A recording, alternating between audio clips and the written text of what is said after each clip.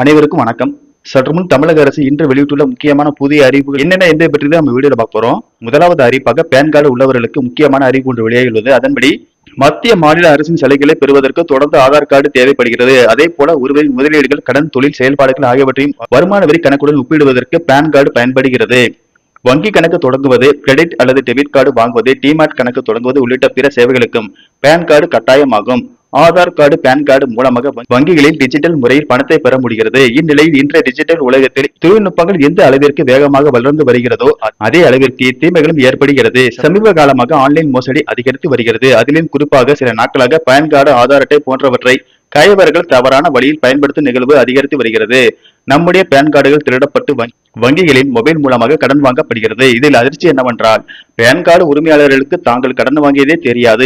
யாரோ ஒருவர் தகவல்களை திருடி பணத்தை பெற்றுக் கொண்டு மற்றவர் கடனை செலுத்தும் நிலை ஏற்பட்டு வருகிறது. இந்த மோசடியில் நாம் சிக்காமல் இருக்க சில எளிய வழிமுறைகளை கடைபிடித்தாலே போதும். அதை பற்றி இங்கே பார்ப்போம். பேன் கார்டு எண்ணை சமூக வலைதளங்கள் அல்லது பாதுகாப்பற்ற இணையதளங்களில் பகிர்வதை தவிர்க்க வேண்டும். பேன் கார்டு விவரங்கள் யாருக்கும் வழங்காமல் அதை பாதுகாப்பாக வைத்திருக்க வேண்டும். கடன் அறிக்கையை அவ்வப்போது எடுத்து பார்ப்பது. பேன் கார்டு தவறாக பயன்படுத்தப்பட்டதா என்பதை அறிய உதவும். சிவில் அல்லது எக்ஸ்பீரியன் ஆகியவற்றை பயன்படுத்தி கிரெடிட் ரிப்போர்ட்டுகளை பெறலாம். இவை ஆண்டுதோறும் இலவசமாகவே இந்த கிரெடிட் ரிப்போர்ட்டை வழங்குகின்றன.